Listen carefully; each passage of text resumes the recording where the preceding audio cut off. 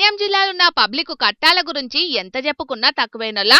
విద్య, వైద్యం, రవాణా సౌలతులు చక్కగా లేక ఆళ్ళు వాడే తిప్పల గురించి ఎన్నో ముచ్చట్లు మన జోర్దార్ల కూడా చాలా మాటలు చెప్పుకున్నాం.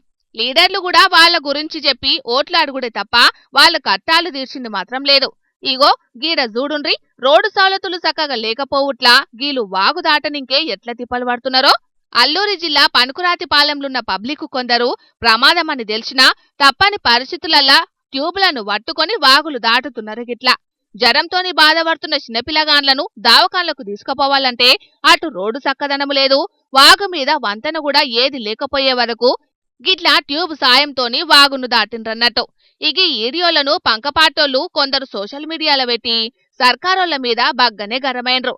మైకుల ముంగట్కొచ్చి గిరిజనులను ఉద్ధరిస్తున్నానని చెప్పిన పవన్ కళ్యాణ్ సార్కు ఆళ్ళు వడే కట్టాలు కనబడతలేవా అని బగ్గనే కోపానికొత్తున్నారు.